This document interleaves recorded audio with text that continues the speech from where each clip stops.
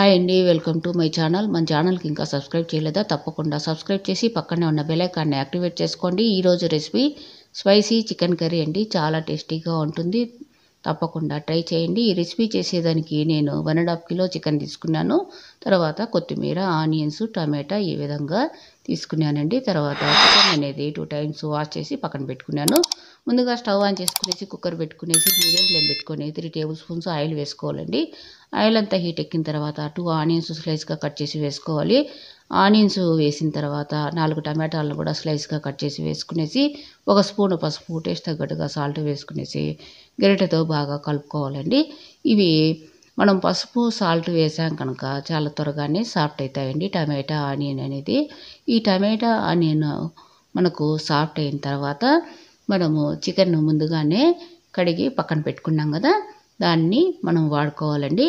తర్వాత గ్రేవీ కోసము నేను కాజు అనేది ఒక 15 తీసుకున్నాను, ఒక ఆనియన్, తర్వాత అల్లం అనేది ఒక ఇంచి, వెల్లుల్లి రెబ్బలు ఒక 15 వరకు తీసుకొనేసి కొద్దిగా వాటర్ వేసి పేస్ట్ చేసుకున్నానండి. ఇలాగా టమాటా ఆనియన్ సాఫ్ట్ అయిన తర్వాత మనము కడిగి పెట్టుకున్న చికెన్ అంతా కూడా వేసుకునేసి ఒక 2 మినిట్స్ బాగా కలుపుకునేసి మూత పెట్టేసి మీడియం ఫ్లేమ్లో ఒక 5 మినిట్స్ అనేది ఉండాలండి.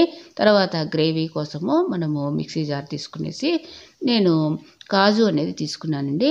కాజు ఒక 15, తర్వాత ఒక ఆనియన్, అల్లం అనేది ఒక ఇంచి, తర్వాత వెల్లుల్లి రెబ్బలు ఒక 15 వరకు, 12 నుండి 15 వరకు తీసుకోవచ్చు. కొద్దిగా వాటర్ వేసుకునేసి ఈ విధంగా పేస్ట్ చేసుకొని పక్కన పెట్టుకోవాలి. 5 నిమిషాల తర్వాత మనము మూత తీసేసి ఈ విధంగా చికెన్లో వాటర్ అనేది వస్తుందండి. మనం వాటర్ అనేది వేయలేదు కదా. ఇలాగ వాటర్ వచ్చిన తర్వాత మనం స్పైసీనెస్ కోసము రెడ్ చిల్లీ పౌడర్ అనేది 2 టేబుల్ స్పూన్స్, తర్వాత ధనియాల పొడి 3 స్పూన్స్ వేసుకునేసి చికెన్కు పట్టే విధంగా బాగా కలుపుకునేసి మూత పెట్టేయాలండి. ఇలా మూత పెట్టేసి ఒక 5 మినిట్స్ తర్వాత మళ్ళీ మూత తీసేసి బాగా గరిటెతో బాగా కలుపుకునేసి మనము గ్రేవీ కోసం చేసిన పేస్ట్నంతా కూడా వేసుకోవాలండి. ఇలాగా గ్రేవీ కోసం చేసిన పేస్ట్ను వేసుకుంటే చాలా టేస్టీగా ఉంటుందండి ఈ కర్రీ అనేది, చికెన్ కర్రీ. ఇలాగా ఈ గ్రేవీ కోసం చేసిన పేస్ట్ అంతా కూడా వేసేసుకునేసి గరిటెతో కలుపుకునేసి ఒక బౌల్ అనేది మన మీడియం సైజు బౌల్ వాటర్ అనేది పోసుకుంటే చాలు. మరి ఎక్కువగా పోయకండి. ఈ కర్రీ అనేది ఇలాగా ఉంటేనే చపాతీలోకి కానీ, రైస్లోకి కానీ, బిర్యానీలోకి కానీ చాలా సూపర్గా ఉంటుంది. మరీ పల్చగా ఉంటే అంత బాగోదు.